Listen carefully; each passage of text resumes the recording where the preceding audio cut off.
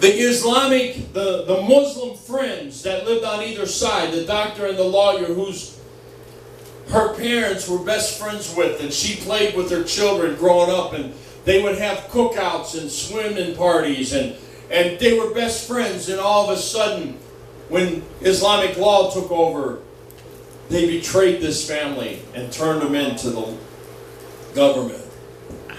For several years, I think it was 3 years, they had to live in a bunker and would have to crawl on the ground to get a bucket of water for fear of a sniper. Her father told her, "Don't worry, Bridget, baby. Our friends from France, they'll come and rescue us." Because Lebanon was at one time a commonwealth of France. France never came. "Don't worry, baby. The United States, our friends in America, they will come and rescue us." The United States never came. After a period of time, somebody was able to escape over the border into Israel, and they told Israel. And the nation of Israel rose up. The world hates Israel, but God loves them. And I love them. He that blesses Israel will be blessed, and they that curse Israel will be cursed. I'd rather be blessed. And Israel came to the rescue and rescued those people and got them out of that dangerous situation. And now that beautiful country has become a dunghill.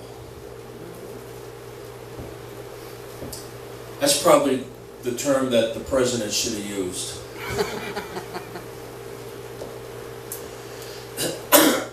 Donald Trump? Yes. Donald Trump. Somebody asked the question, if you hate your country so much and come to America to escape that oppression, why do you want to turn America into the same thing you just left? Does it make sense? No. Doesn't make sense, folks. I know I'm getting sidetracked here, but I just wanted to throw that out. Okay. But many people, as I said, that Paul referred to himself as the filth of the world because people looked down upon him. Here was a man that gave up everything. Gave up his prestige, gave up his wealth, gave up his position. He was in line to be the next member of the Sanhedrin. And he gave it all up for the cause of Christ. And people looked upon him as the filth of America. And many Christians today feel the same way. Belittled, betrayed, mistreated. And we cry when somebody offends us with the word. I posted on Facebook yesterday. When I was little, I was taught that sticks and stones may break my bones, but names will never hurt me. Amen. But to this society, names are a killer. Yep, they'll kill you for it. If you call somebody a name, it's the worst thing these people's ever experienced. They've never truly experienced persecution, folks. And you and I have truly never experienced persecution. We've been blessed in America. Yes. Thank you. We have been blessed that we haven't been persecuted like many parts of the world. My family has. But that doesn't mean we haven't gone through trials. That doesn't mean that we don't have an enemy. See, many people who come to Christ even today, when they proclaim Christ, it leads to abandonment. You've heard me tell the story of a man, I heard an Indian man who gave his life to Christ and was forced out of his family, was disowned. And he said he slept on a step of a building, an entrance to a building. He slept there. He had no place to sleep. He said he went on a 40-day fast. He said, oh, by the way, it was a forced fast because I had no food. I heard this man speak personally.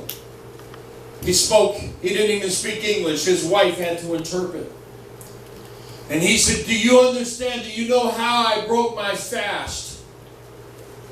He said, my fast was broken when I seen a rat running alongside the building with the apple in its mouth. He said, I grabbed that rat and I snatched the apple from his mouth. I washed it off and ate it. How you doing, Dave? It's good to see you, brother. He had to take an apple from a rat to break his fast. Amen. Now that's persecution, folks. Where his family no longer had nothing to do with him. His family hated him because of his proclaiming Christ. So many people, when they proclaim Christ, they have abandonment. They find poverty and homelessness. They're rejected by the world. Their integrity is not appreciated. We can even experience that when you stand up and you have a life of integrity and the people will criticize you or disown you because you stand up for what's right. I remember years ago I started a job, and this job had the potential of making 6 figures.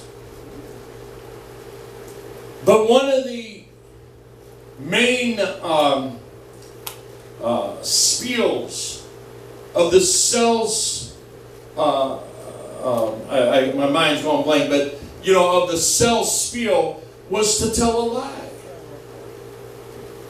And I couldn't feel comfortable. I struggled with it all that day. I went to class for 3 days training, 2 or 3 days training, and they kept emphasizing this one particular lie that had to be told in order to get in the door. And I just couldn't do it. Huh. I needed the money, BB, but I couldn't lie. And I finally decided not to go back. And I'll be honest with you. You would think that God blessed me immediately. No, it was years of struggling financially. Years of barely making ends meet. Years of driving raggedy cars and living in a house that wasn't as nice as some people would have. And I would want to say, oh, God bless me immediately, tremendously, but He never.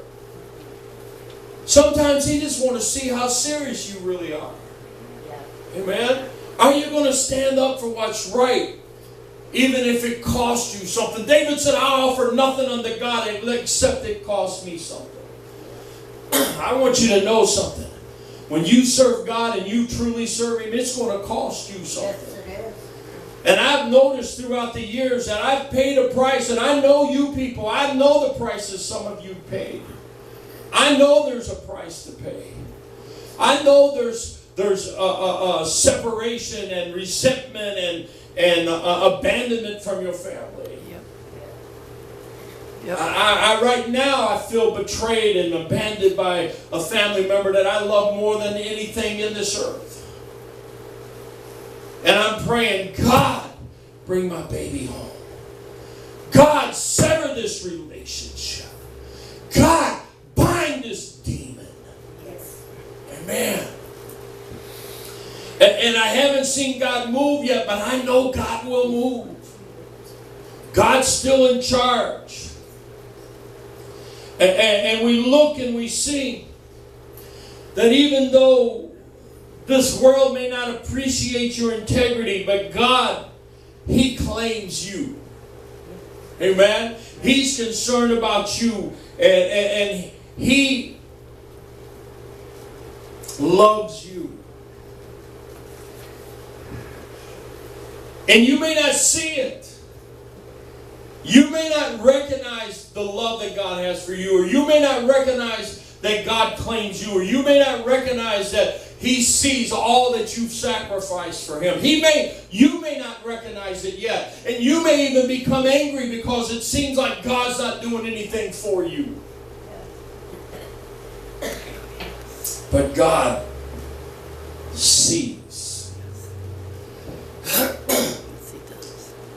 David was an example of this. And David wrote this Psalms. The reason we're reading the Psalms today is because to show you what David had to say about all the troubles he went through.